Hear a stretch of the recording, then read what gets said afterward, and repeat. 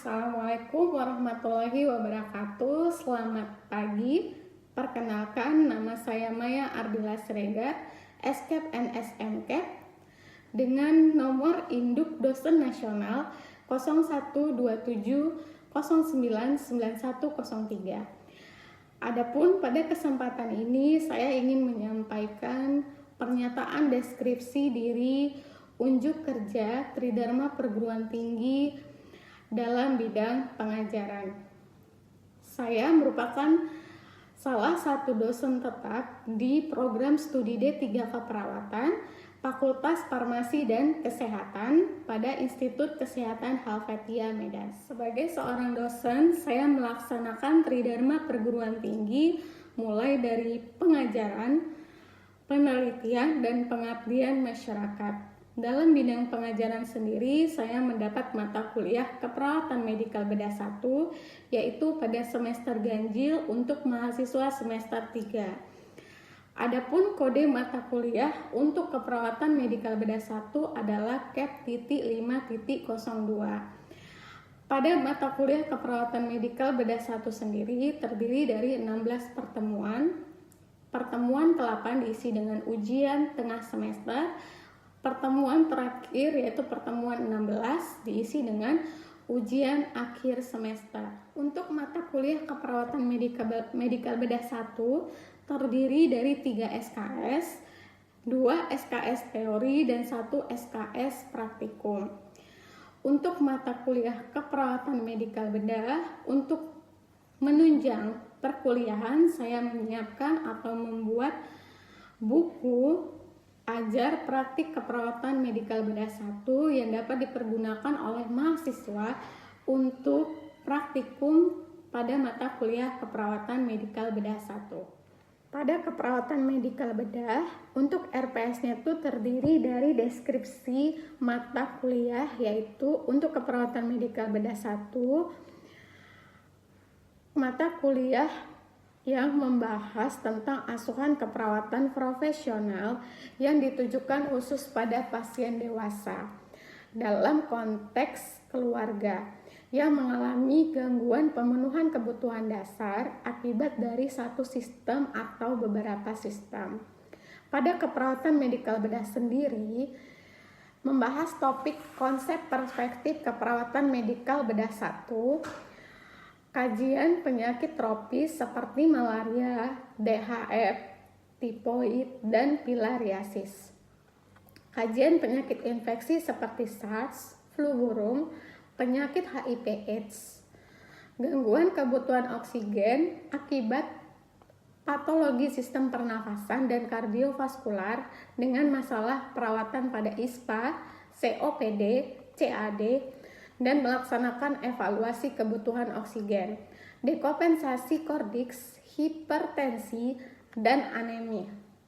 Kemudian gangguan pembuluh darah perifer, CHF, gangguan kebutuhan cairan akibat patologi sistem endokrin, anamnesa gangguan sistem kardiovaskular, pernafasan, metabolik endokrin, dan perkemihan, serta pemeriksaan fisik pada sistem pernapasan kardiovaskular.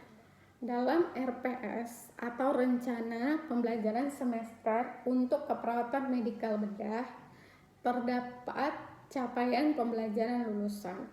Untuk capaian pembelajaran lulusan, mata kuliah keperawatan medikal bedah 1 terdiri dari 1 yaitu CPS 02, yaitu menjunjung tinggi nilai kemanusiaan dalam menjalankan tugas berdasarkan agama, moral, dan etika. Yang kedua yaitu CPS 10, menjunjung sikap bertanggung jawab atas pekerjaan di bidang keahliannya. Kemudian yang terakhir untuk CPK 05, mampu mengumpulkan data, menganalisa, merumuskan masalah, merencanakan, mendokumentasikan, dan menyajikan informasi asuhan keperawatan. Baiklah, setelah tadi kita menjelaskan tentang CPL dari mata kuliah keperawatan medikal bedah, Selanjutnya saya akan menjelaskan dari CPMK, yaitu capaian pembelajaran dari mata kuliah keperawatan medikal bedah 1 yang terdiri dari 14. Yang pertama yaitu CPMK 1 mampu menjelaskan konsep dan perspektif dari KMB, keperawatan medikal bedah, serta peran perawat medikal bedah dalam kebijakan pelayanan kesehatan nasional dan internasional. Kemudian pada CPMK kedua mampu menjelaskan asuhan keperawatan pada pasien dengan gangguan pernafasan, yaitu ISPA. Kemudian pada CPMK yang ketiga mampu menjelaskan asuhan keperawatan pada pasien dengan sistem pernafasan TB paru. CPMK yang keempat yaitu mampu menjelaskan asuhan keperawatan pada pasien dengan gangguan pernafasan efusi pleura. CPMK yang kelima yaitu mampu menjelaskan tentang asuhan keperawatan pada pasien dengan gangguan pernafasan COPD atau PPOK.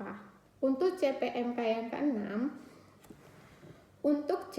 yang keenam, yaitu mampu menjelaskan asuhan keperawatan pada pasien dengan gangguan kardiovaskular, yaitu hipertensi dan kardiomegali.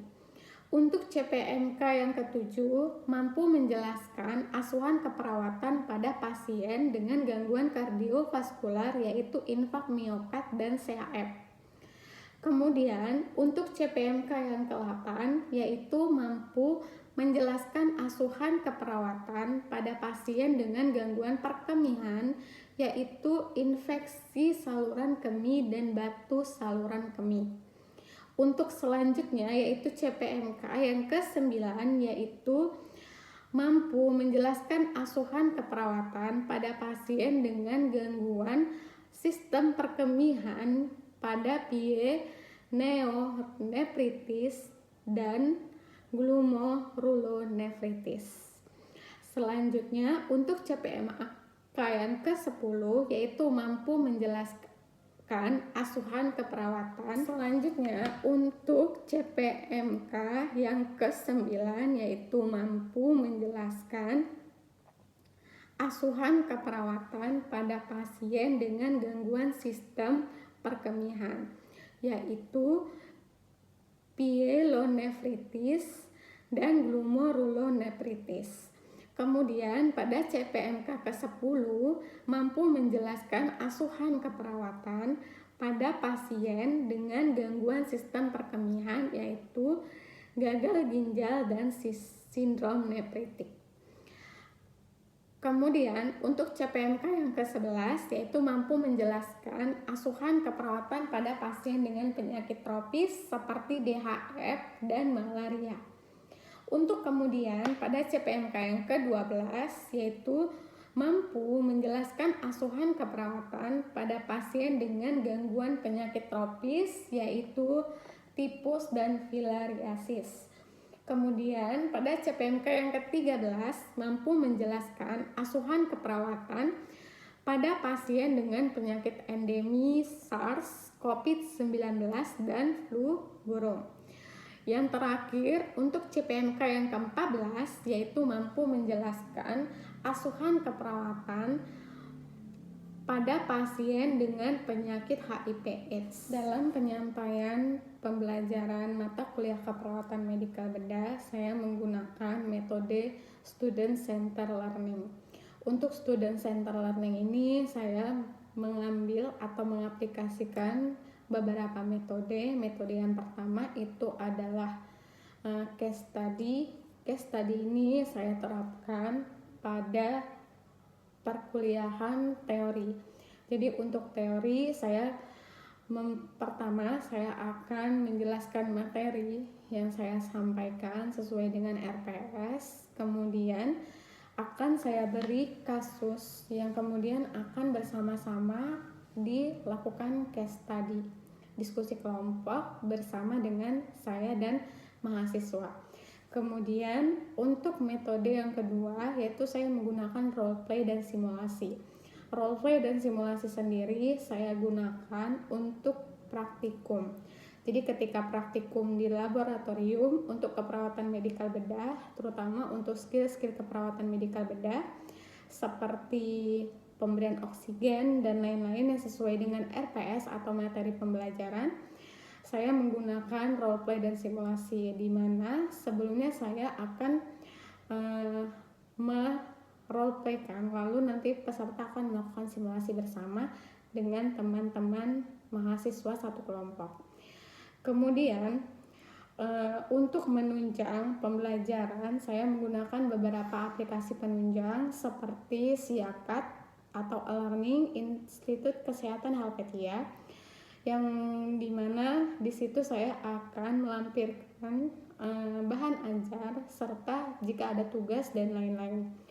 Kemudian setelah itu untuk penilaian di mata kuliah keperawatan medikal bedah 1 sama dengan mata kuliah lain, yaitu terdiri dari 4 bagian penilaian. Yang pertama yaitu kehadiran yang bernilai 10%, yang kemudian itu adalah 20% nilai tugas. Yang ketiga itu ujian tengah semester dengan bobot 30%, kemudian ujian akhir semester dengan bobot 40%. Jadi keseluruhan nilai bernilai 100%. Untuk penilaiannya sendiri, setelah bobot penilaian tadi, presentasi penilaian dan kriteria penilaian, akan dapat hasil dari penilaian yang terdiri dari nilai A yang paling tinggi dan E merupakan nilai yang paling rendah. Untuk A sendiri bernilai antara 80 sampai dengan 100. Kemudian untuk B+ bernilai 75 sampai 79, untuk B 70 sampai 74, C+ 64 sampai 69, C bernilai 60 sampai 63, D bernilai 50 sampai 59, kemudian untuk E bernilai 0 sampai dengan 49. Selanjutnya saya akan menyampaikan video pengajaran untuk mata kuliah keperawatan medikal bedah 1 yang saya ampu pada pertemuan kelima dengan materi asuhan keperawatan pada pasien dengan gangguan pernapasan PPOK atau COPD. Selamat menyaksikan. Assalamualaikum warahmatullahi wabarakatuh. Selamat pagi. Warahmatullahi wabarakatuh. Waalaikumsalam warahmatullahi wabarakatuh. Selamat pagi. Pagi, Bu. Apa kabarnya hari ini? Sehat, semangat, luar biasa. Oke, hari ini kita masuk pembelajaran keperawatan medikal bedah pertemuan kelima. Jadi, sebelum kita mulai, alangkah baiknya kita berdoa menurut agama dan keyakinan kita masing-masing. Doa dimulai.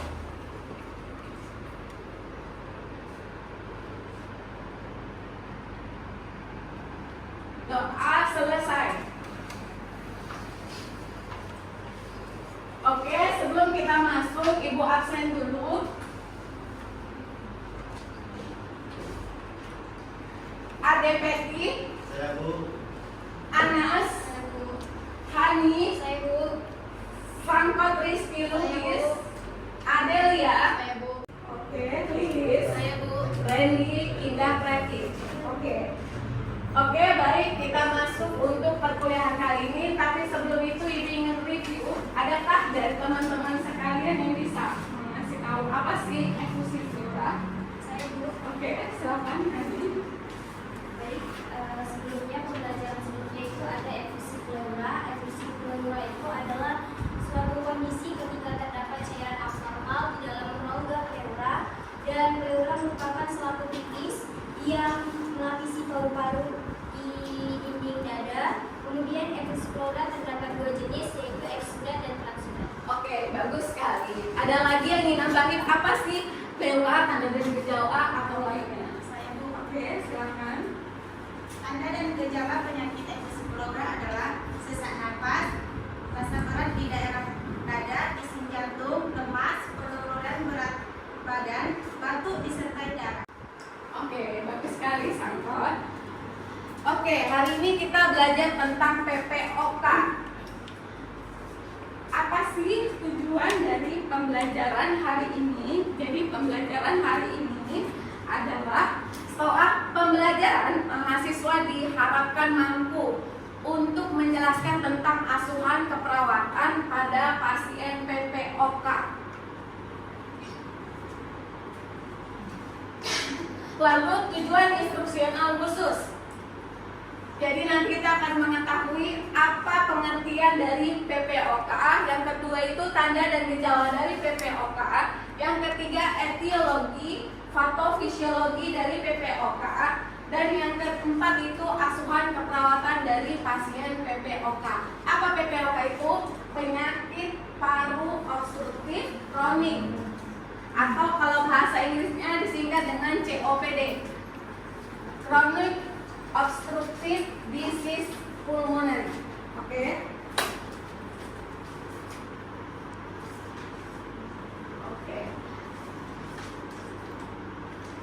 Jadi ini pengertian PPOK menurut dari si Morton, suatu istilah yang menggabungkan beberapa penyakit, biasanya 2 atau 3. Apa itu? Yang meliputi emfisema, bronkitis kronis, dan juga asma. Jadi apa yang menjadi tandanya? Tandanya yang pertama itu adalah keadaan penyakit yang ditandai adanya keterbatasan aliran darah. Aliran darah di mana? Nanti kita lihat. Oke, ini dia. Jadi ini paru-paru kita yang sehat, sedangkan yang ini yang COPD atau PPOK. Bisa dibayangkan yang ini bronkiolus kita, dia ini salurannya tidak ada masalah, tidak ada cairan ataupun lainnya. Sedangkan kalau dia yang COPD terdapat mukus. Tahu mukus? Mukus seperti dahak, cairan yang ada di rongga pleura, yang ada di rongga bronkus kita. Habis itu di sini ada namanya alveolus. Alveolus itu apa? Tempat pertukaran CO2 dan O2. Jadi kalau dia sehat seperti ini bentuknya. Iritasi dari udara. Contohnya apa? Asap. Nah, habis itu histori dari respirasi infeksi. Maksudnya apa? Maksudnya seperti ini, infeksi, penyakit infeksi pernah di waktu kecil. Misalnya dia pernah kena TB atau dia pernah kena infeksi paru lainnya, maka nanti ketika dia dewasa akan resiko terjadi yang namanya PPOK. Oke, habis itu ada overweight atau insulin resistensi, berarti kelebihan berat badan. Karena kelebihan berat badan, maka akan terjadi yang namanya resiko apa? Resiko terjadinya PPOK. Jadi kelima ini merupakan salah satu dari terjadinya PPOK. Oke, apa tanda dan gejalanya? Tanda dan gejalanya yang pertama itu batuk kronik. Batuk kronik itu berarti apa? Batuk lebih dari 6 bulan. Jadi batuk terus menerus selama 6 bulan. Habis itu apa di situ? Dada terasa berat. Dada terasa berat. Jadi ketika batuk dan dadanya terasa berat. Habis itu wheezing. Wheezing salah satu tanda apa? Kalau tahu. Asma. Makanya tadi PPOK terdiri dari 3. Yang pertama itu emfisema, bronkitis kronis, dan asma. Nah, habis itu apa yang keempat? Yang keempat apa? Terjadinya mukus yang menghambat daerah saluran pernapasan. Apa tadi? Terutama bronkus. Oke, habis itu fatigue, lemah. Kalau pasien PPOK jalan 3 langkah aja dia udah sesak kayak gitu. Itu ciri khas dari PPOK. Habis itu frekuensi dari infeksi pernapasannya meningkat. Bentar-bentar nanti dia tiba-tiba udah batuk, berdahak. Terus apa diagnosanya? Diagnosanya itu terjadi infeksi katanya. Kalau infeksi lihat dari apa? Leukosit, dari leukositnya. Oke, habis itu nafas pendek.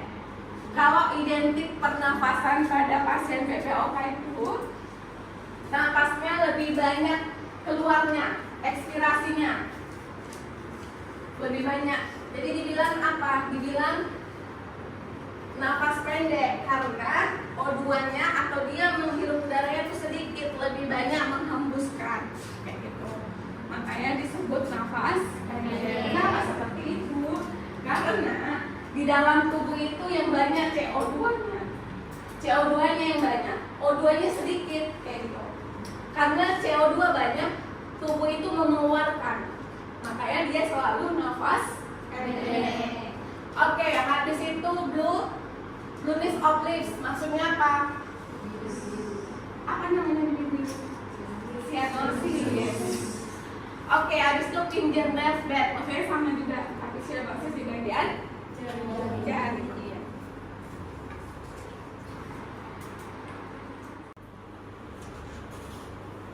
Oke.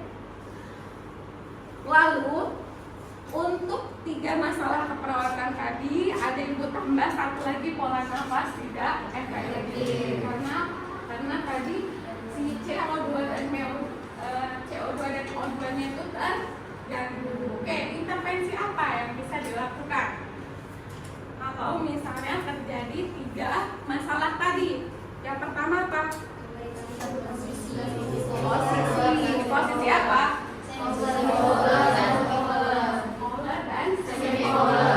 Seperti apa? Posisinya kalau dia semipolar, posisi ini untuk apa? Dia mengembangkan ekspansi paru, memaksimalkan ekspansi paru. Lalu kolaborasi pemberian terapi oksigen non-rebreathing mask. Non-rebreathing mask berarti yang ada. Oke, ada pertanyaan? Oke, silakan. Baik, pertanyaannya, kenapa pada defisiensi antitripsin bisa meningkatkan resiko terjadinya PPOK? Oke. Jadi alfa 1 antitripsin itu bagus ya pertanyaannya. Jadi alfa 1 antitripsin itu merupakan suatu protein yang membantu untuk perkembangan yang namanya suatu organ. Salah satunya organ apa? Organ paru. Jadi ketika alfa 1 antitripsinnya berkurang, maka pertumbuhan dari paru-paru kita tidak akan maksimal. Jadi karena tidak maksimal, maka terjadilah yang namanya PPOK kayak gitu. Dan antitripsin ini merupakan keturunan. Jadi kalau misalnya keluarga kita ada yang alfa 1 antitripsinnya mengalami kekurangan, maka akan beresiko kepada kita. Bu, tapi kan saya tidak merokok misalnya. Tapi kenapa saya bisa kena PPOK? Bisa dilihat dari riwayat. Misalnya lagi, mungkin lingkungan saya nggak ada asapnya, Bu. Saya berat badannya bagus, ya kan? Tadi habis itu saya nggak merokok. Tapi kenapa saya bisa kena PPOK tadi? Karena riwayat dari alfa 1 antitripsin itu merupakan protein yang membantu untuk pembentukan yang namanya organ paru. Lagi yang bertanya? Oke, cukup ya. Oke, kesimpulan kita, COPD atau PPOK merupakan kumpulan dari beberapa penyakit yang terdiri dari emfisema, bronkitis kronis, sama asma. Salah satu tanda dan gejalanya apa? Batuk kronik, napas pendek,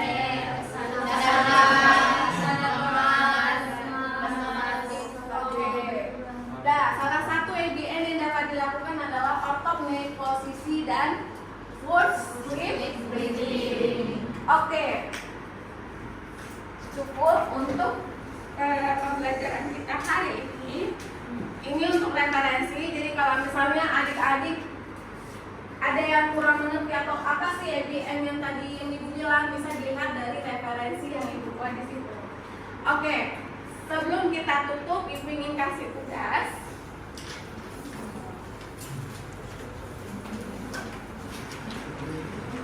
Oke, tugasnya adalah buatlah intervensi keperawatan menggunakan SDKI dengan menggunakan double folio dan dikumpul minggu depan. Jadi intervensi apa tadi? Ada 3 diagnosa. Apa tadi? Pola nafas tidak efektif, bersiaga nafas, dan perputaran. Jadi ketiga ini dibuat dalam double folio dan berdasarkan apa tadi? SD. Oke. Dan untuk pertemuan berikutnya kita akan belajar tentang asuhan keperawatan dengan gangguan kardiomegali dan juga hipertensi. Oke. Untuk hari ini Ibu akhirin pertemuan kita yang kelima, yaitu keperawatan medikal bedah 1. Semoga hari ini bermanfaat. Assalamualaikum